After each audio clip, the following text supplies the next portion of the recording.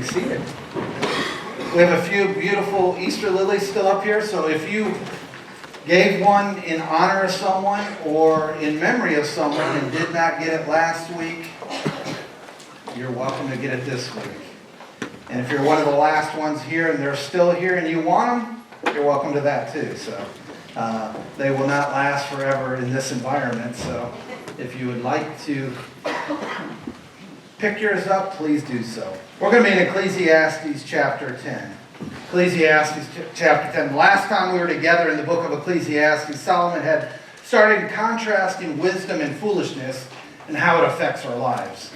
At the end of chapter 9, we saw wisdom that went unappreciated and unrecognized.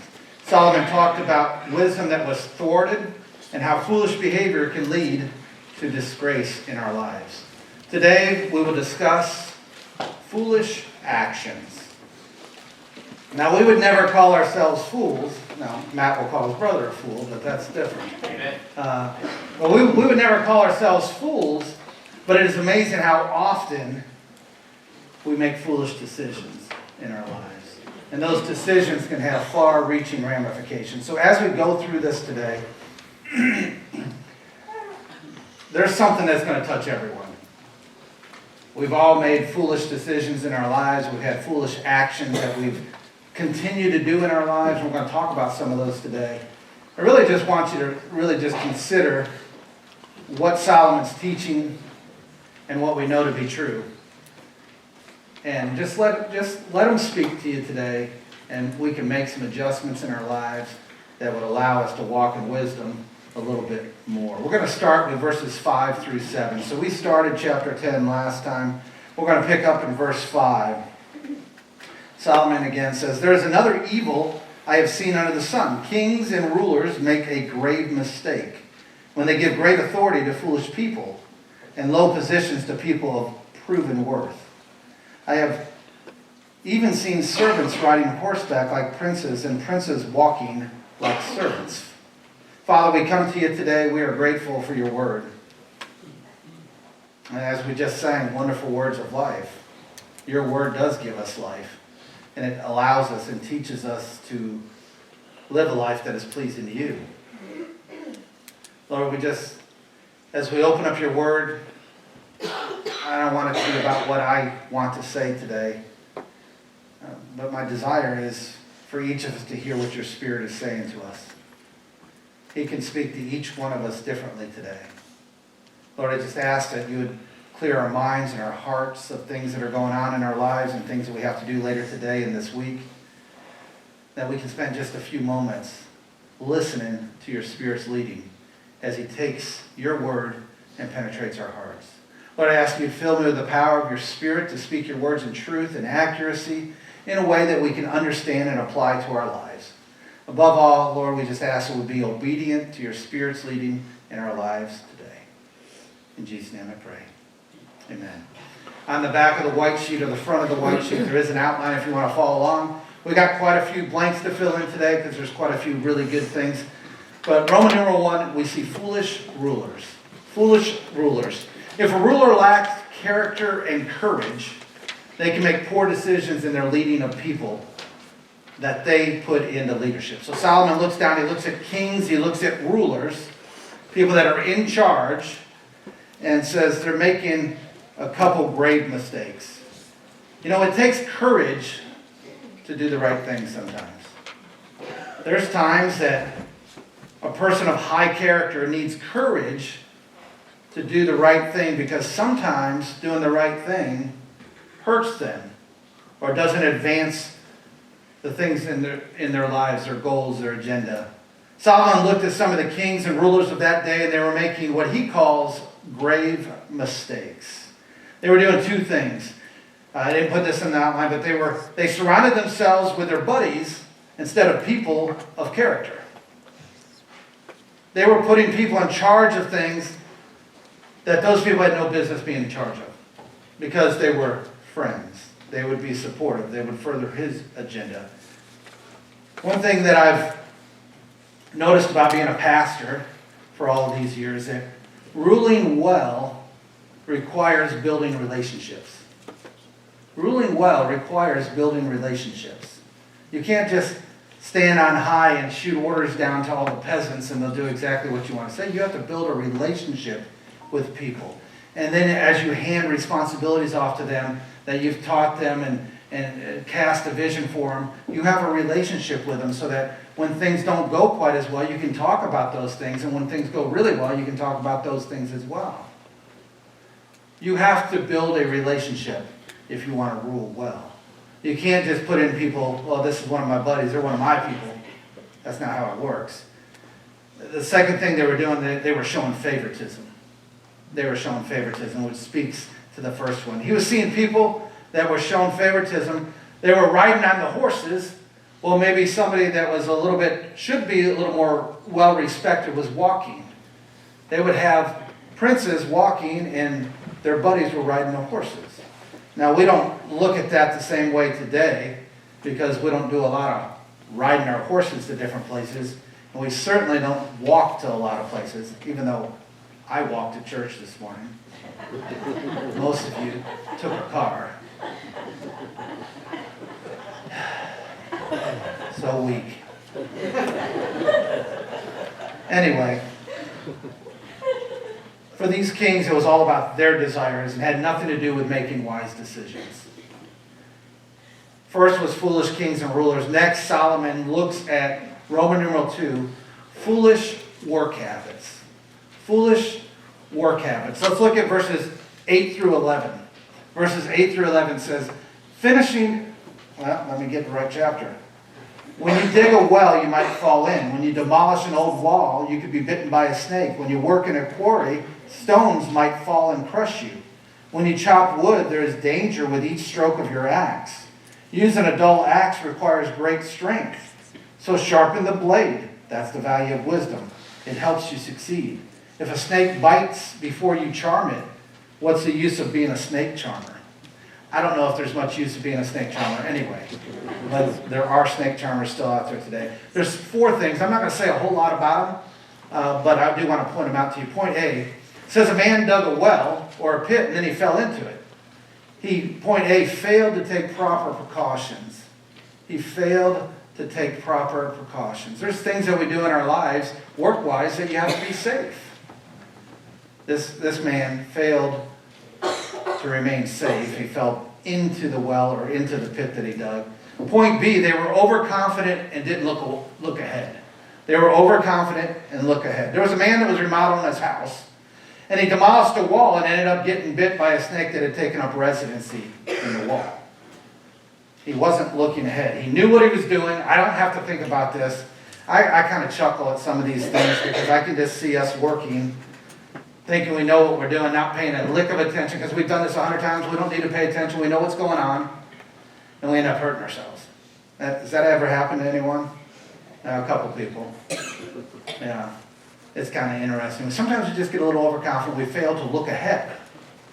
Now, we think about working, demolishing a wall. That sounds like more fun than building the wall back up. But I also, as we go through these things, I want you to think about your spiritual work. Sometimes we don't look ahead. We just do what's best for us right now instead of looking ahead as well. Point C, they weren't using the right equipment properly. They weren't using the right equipment properly. It says a man was working in the quarry and had a large stone that fell on him, and he was crushed under the weight. He was chopping wood. There's danger in chopping wood. And he was using a dull axe. That's kind of dangerous. I had to chuckle at this because I'm not really a tool guy. I'm not super handy in that way. So, I've used improper tools many times. I remember just last year we put this cross up and we couldn't find a hammer, so we had this big wrench that we had, and pipe wrench, and we hammered in the nails with that. Sometimes it's frustrating when you're trying to do a job and you don't have the right tool. That butter knife's not quite as good as a screwdriver, is it? How many of you used a butter knife before? Yeah, we've all done that. But they weren't using the right equipment properly. I love, and I don't know if it jumped out to you at all, but verse 10, using a dull axe requires great strength. So sharpen the blade. That's the value of wisdom. It helps you succeed. Have you ever tried to chop wood with a dull blade? I mean, you can get it done. You got to swing it a little harder. and hope that you're pretty accurate with your swings. But he says, hey, listen, sharpen the blade. Sharpen the blade. Why do we come to church? Why are we involved in small groups? Why do you do ministry together? It's to sharpen the blade. Iron sharpens iron. You can go live in the world, and you can hear inspirational things, but you're not going to get the spiritual growth that you need from just inspirational things. You have to have God involved in it. Coming to church, one of the greatest things about coming to church is you're with other Christians. They get it. They're out in the world trying to live a Christian life, and it's not always easy. You understand that. So you come together, and they speak your language. They know what it's like to have a tough week spiritually. They know what it's like to want to read your Bible, and you go all week and you don't read it at all.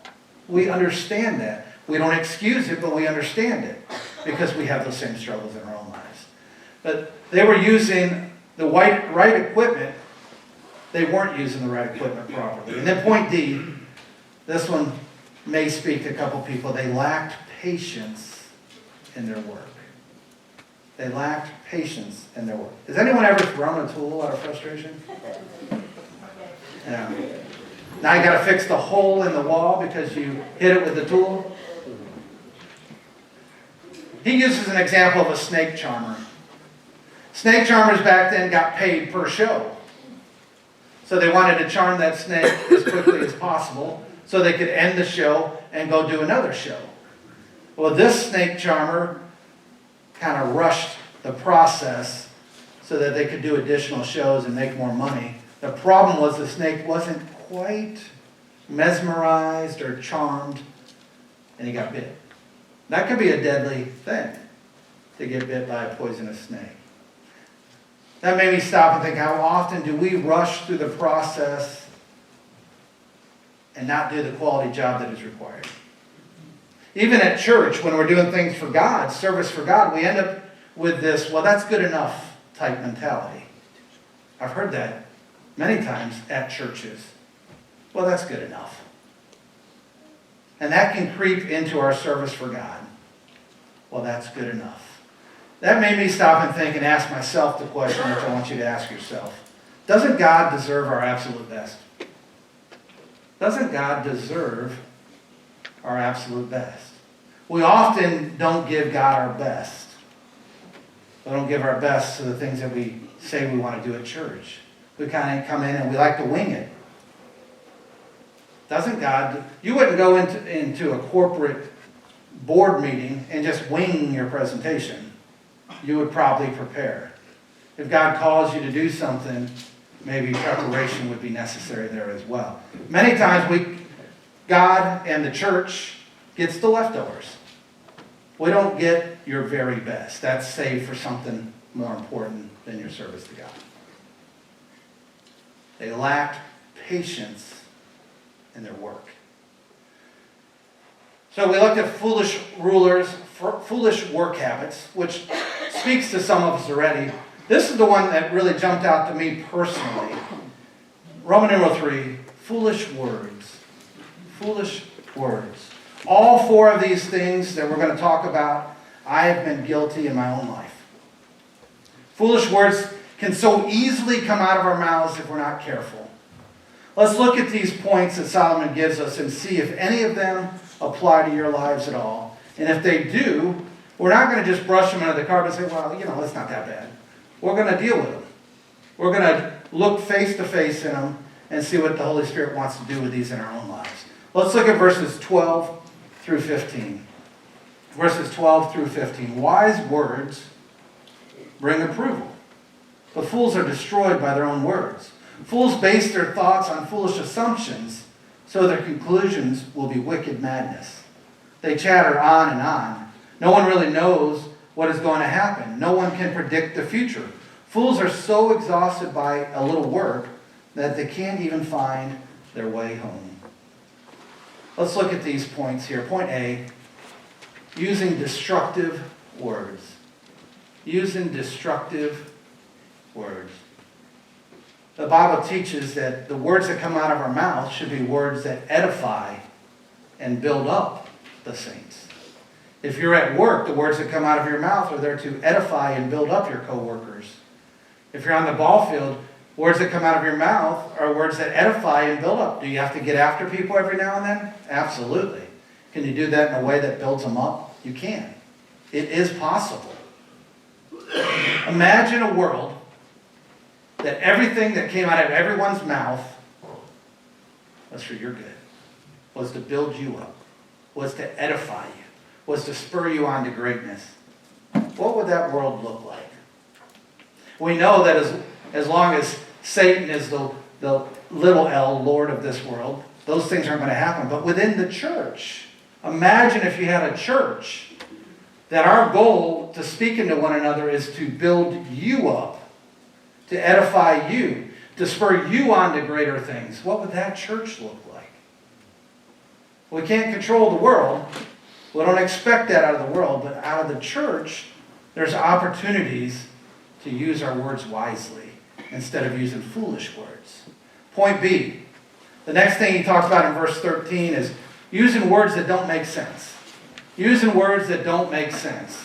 Now what I mean by that is we base our facts on assumptions. We base our facts on assumptions. How many times do we spin out a little bit about something that we think is true that absolutely was not true at all? Because you're basing it on assumptions. And I like the way that Solomon says it, and I'm in the New Living Translation, that was verse 13. It says, fools base their thoughts on foolish assumptions, so their conclusions will be wicked madness. It's kind of fun, right? You're wicked mad right now.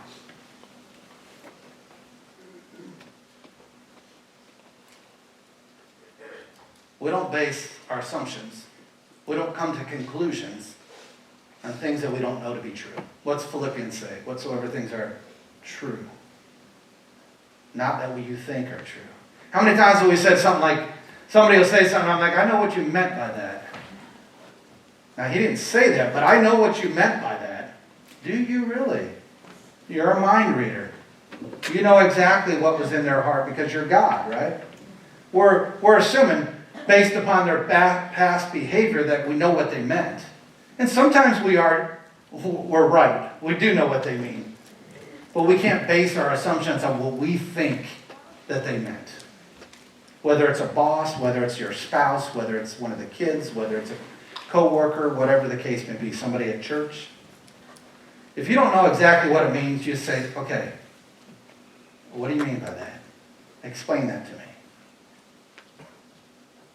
Fools use destructive words. Have you ever used words that tear down people? Sometimes we do it just to make ourselves feel better.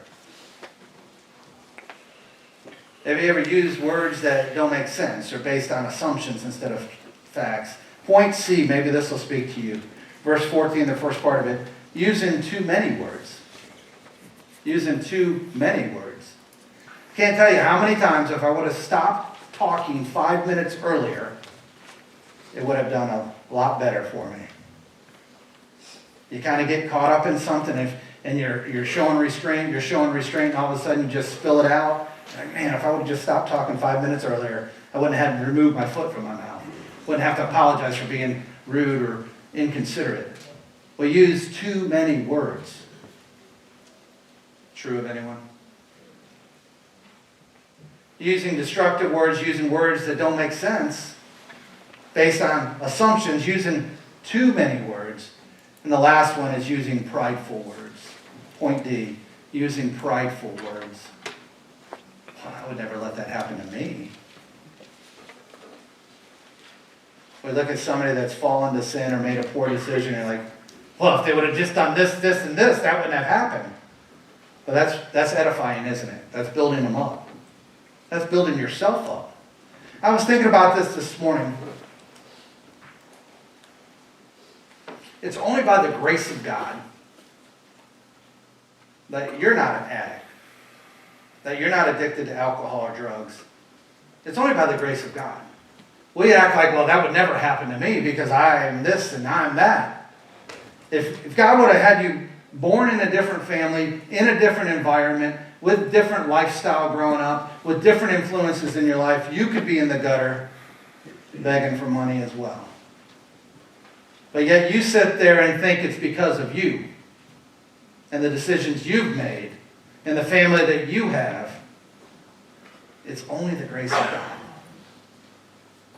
So when we say things like, I can't believe that ever happened, what were you thinking? This is what you should have done. We need to check ourselves, make sure pride's not creeping into the conversation. Pride's one of the greatest number of sins that happen in our lives. We think we're right all of the time. Or if you're a humble person, you only think you're right half of the time. There's not one here that always thinks they're wrong all the time, because we have too much pride. And if you don't think you're prideful, there's a place at the altar for you later.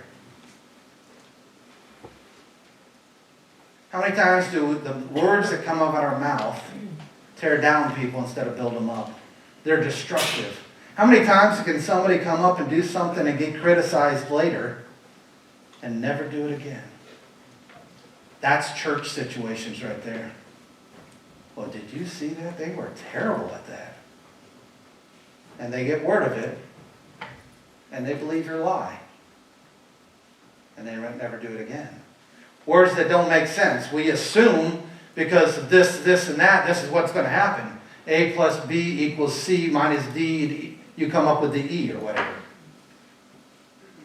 You got a whole story of what they meant based on things that you don't know to be true. Using too many words, we just quit talking. Or being prideful. Being prideful. Those are what Solomon calls foolish words. Then he speaks on the last one, Roman numeral 4, foolish leaders. Foolish leaders. I want you to understand this. As we go through this on the foolish leaders, I want you to think about your own selves. Foolishly, they're not talking about me as a pastor here, so don't say, oh yeah, I need to look at that pastor. I can get him right down to all the foolish things that he does. I would fall into the rulers, not that I'm a ruler, but these are leaders who are talking about people that have been appointed things, people that have taken on responsibilities within the church, people that are leading, whether it's on the board or doing children's church or doing a small group or helping out with the worship time. You've taken a leadership role. He's talking to you. So I want you, as I read through it, and as we go through these things, I want you to look at yourself as a leader. So foolish leaders, let's look at verses 16 through the end of the chapter. What sorrow for the land ruled by a servant, the land whose leaders feast in the morning. Happy is the land whose king is a noble leader, and whose leaders feast at the proper time, to gain strength for their work, not to get drunk. Verse 18, laziness leads to a sagging roof. Idleness leads to a leaky house. A party gives laughter, wine gives happiness, and money gives everything. Never make light of the king, even in your thoughts, and don't make fun of the powerful, even in your own bedroom, for a little bird might deliver your message and tell them what you said. So, not kings and rulers here, but rather people that were appointed or are taking a leadership role in God's kingdom, within a certain organization, within a church. As we go through these examples of leaders, I really want you to think of this in the spiritual realm. I want you to think about the spiritual kingdom. Think about the work within the church and the spiritual realm. Are you building your kingdom or God's kingdom? Are you advancing yourself or God? Point A, leaders that are immature. Leaders that are immature. They indulge themselves in all of the fun, but none of the work. I thought this was kind of interesting. I got this from Warren Wiersbe. It says, immature people enjoy the privileges and ignore the responsibilities, while mature people see the responsibilities as privileges and use them to help others. Immature people enjoy the privileges and ignore the responsibilities. There's times as we're leaders within the church, as we're leaders at your workplace, as you're leaders on the ball court or the ball field, sometimes we'll ask ourselves, what's in it for me? Is the thought process, instead of how can I best help this person or this church, or what will most please God? There's times within our workplace, but certainly within our service to the church, that we do our jobs with the bare minimums, with the least amount of effort that it takes to accomplish it.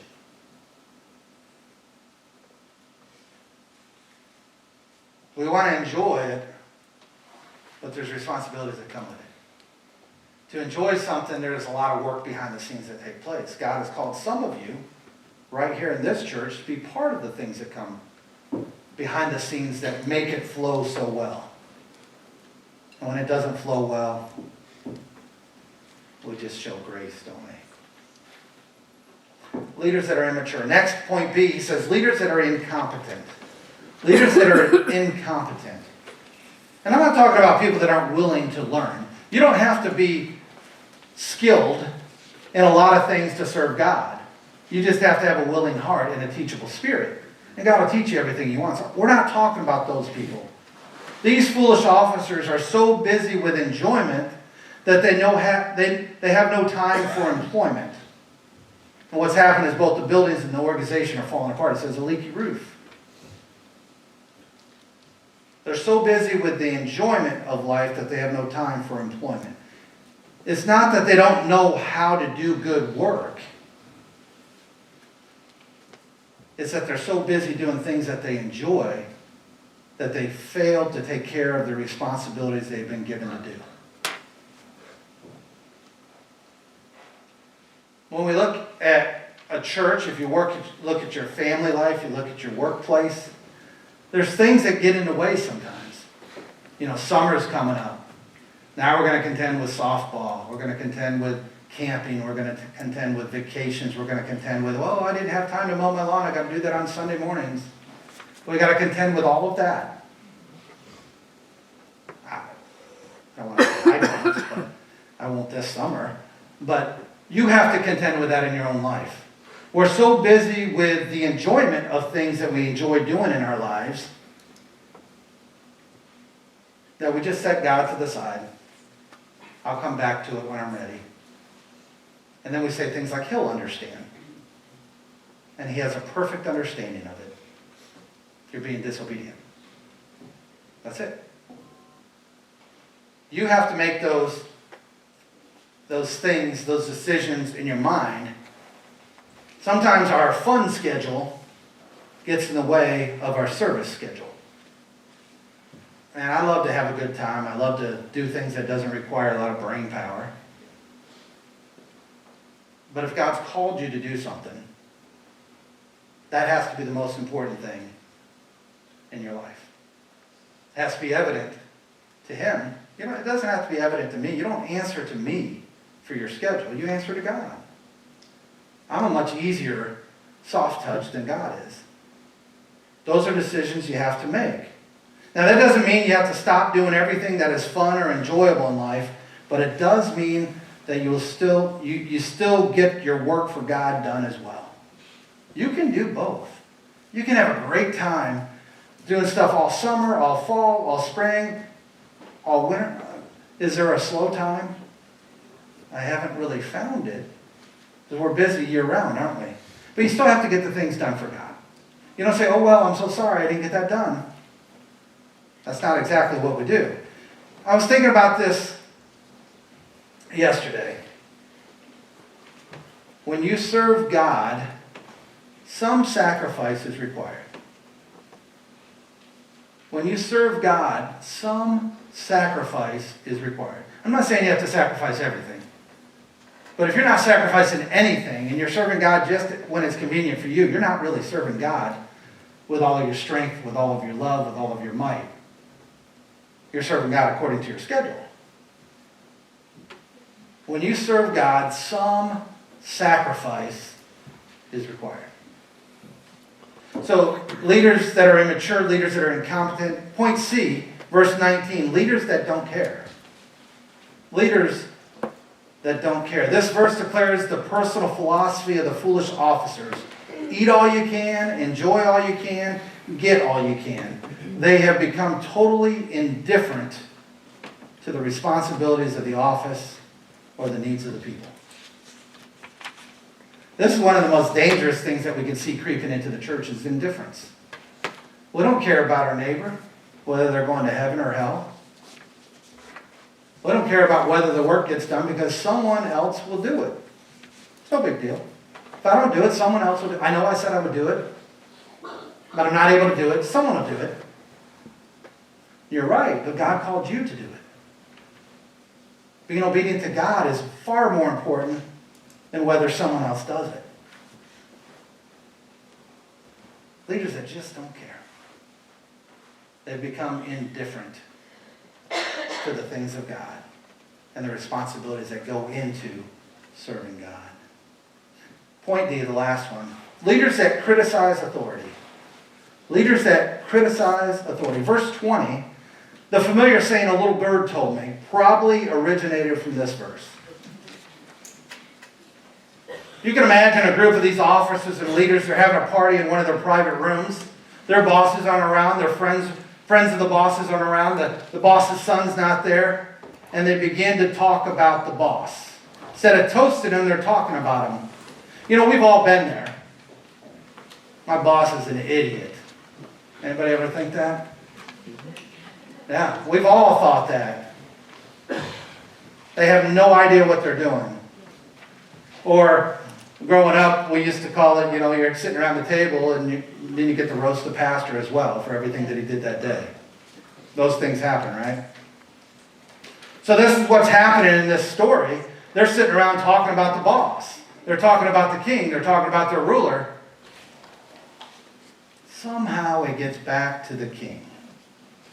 Doesn't say what he does with it, but he has a decision to make as well.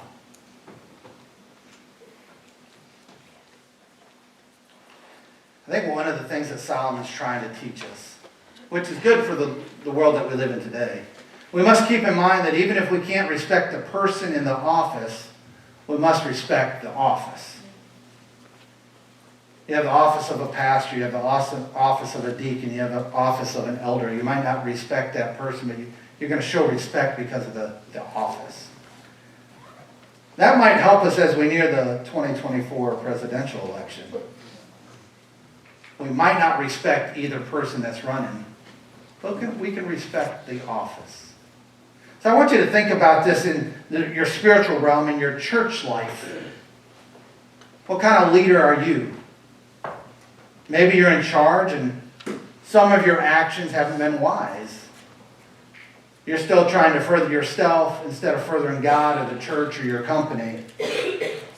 Or in your work habits, you tend to be a little overconfident and impatient.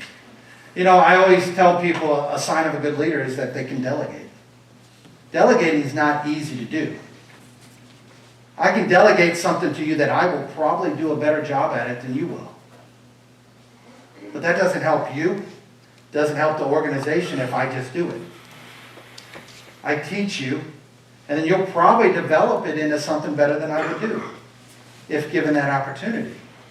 You have to delegate, you have to train, you have to allow growth that's more than just you. Maybe the words that come out of your mouth are not for the edification of the saints. Maybe the words that come out of your mouth all too often are to make yourself feel better. Or to make yourself look good. Or what happens when somebody says something a little, we like to call it snarky. You've heard that word? Oh, you're a little snarky. I'm a little snarky comment.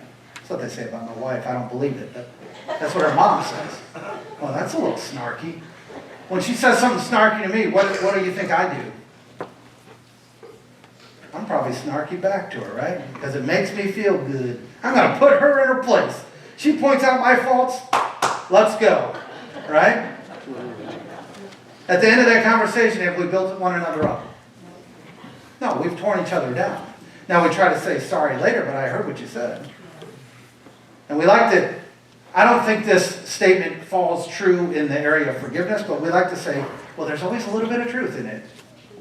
Sometimes we just say stupid things, okay? Sometimes we say things to hurt you. That might not be true. So let's not buy into that concept too much. Because the forgiveness that God gives us is greater than any snarky comments. So don't say any snarky comments at home. What kind of leader are you in your home? In your workplace? When you're on the ball field? Within your church? Does immaturity mark your leadership? You're all about the enjoyment, but not the employment. Are you so busy with other things that you become incompetent or unreliable? There's nothing more heartbreaking when somebody says, hey, I would really want to take care of this. They haven't been very reliable in the past. So when you say you're going to take care of that, it just means I'm going to have to check in on you all the time because you're not very reliable. We don't want to be unreliable people. If Alex tells me he's going to do something, I check in to see if he needs any help, but I don't need to worry whether it's going to get done or not because he said he's going to do it. And he's a man of his word. Book of James says, let your yeses be yeses and your noes be no. If you're not able to do it, just say no. But if you are able to do it, you do it. You don't let the busyness of life create an incompetence and an unreliability in your life. Maybe you've gotten to the point that you just don't care. You've become indifferent to the work of the Lord. Someone else will do it. That's absolutely true. Someone else will do it. But you're robbing yourselves of the blessing and the growth that is coming your way if you're just obedient to God's leading. Maybe you'd rather sit around and complain or criticize those that are in authority. Well, that's easy to do, isn't it? There are a lot of foolish actions taking place in the world today, but also in the church. I'm not nearly as concerned with the foolishness in the world as I am for the foolishness that goes within churches. How about today, we each make a decision today to put away foolish actions and behaviors and begin honoring God in all that we do. Often it's harder to act wisely, but it's worth the extra effort that it takes.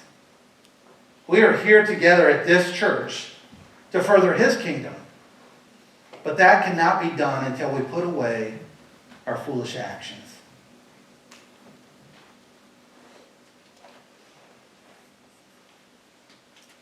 It was your foolishness, your sinful actions that created a need for a sacrifice.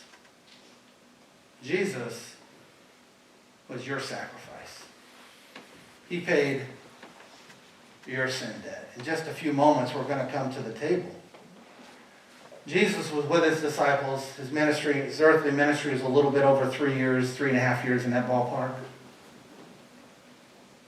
He died on the cross. He rose 3 days later. He hung around for 40 days just to prove that He was alive and He was here. And then He looked at His disciples. I'm leaving now. You could almost see fear come in the eyes of the disciples. Jesus, the Son of God, is leaving, and now I'm to carry on His work. But before He did that,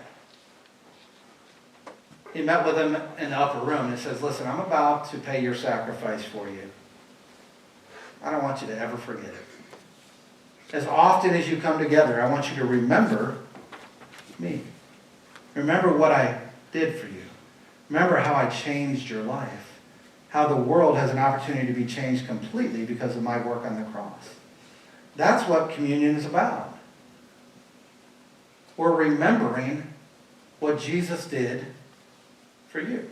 If you were here Friday night for the Good Friday service, we talked about the different steps and things that were happening to Jesus on the cross. It was huge. It was a big deal. When we come to remember that it was His body that was broken for me, it was His blood that was shed for me, It's a very personal thing. He did it for you. Yes, for the whole world, but also for you. In John chapter 12, verse 27, Jesus is speaking to his disciples. It says, "Now my soul is deeply troubled." He knows he's about to go to the cross. "Should I pray, 'Father, save me from this hour?' But this is the very reason I came. Father, bring glory to your name." Jesus knew exactly what was going to happen on the cross. He knew exactly about the scourging and the beating and the spitting and the crown of thorns and everything that would take place. "Father, should I just ask God to just spare me from this?" He goes, "This is exactly what I came for."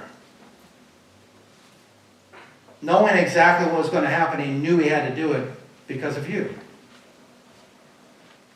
Because if he didn't do it, he'd be damned forever in a lake of fire, in total separation from God.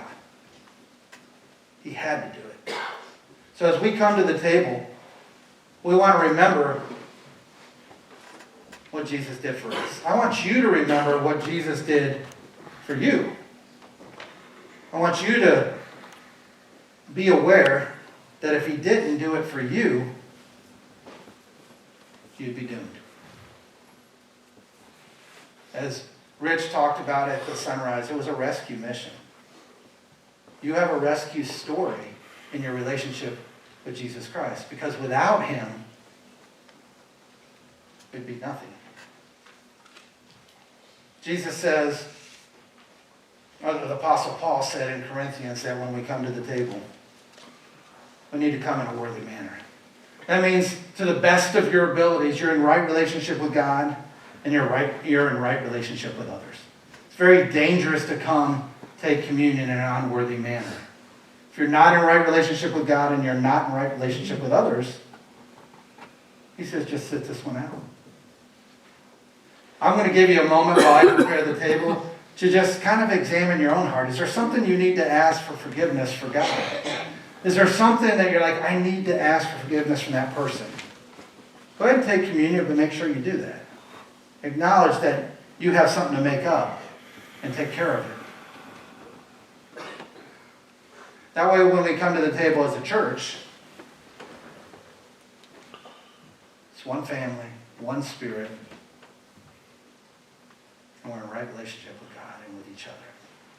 You don't have to be a member of this church to take part of communion, but you do need to be a member of God's family. You need to have a personal relationship with Jesus Christ. You've accepted him and only him as your way to heaven. And you're welcome to join us. Take a moment and just search your heart as I prepare the table.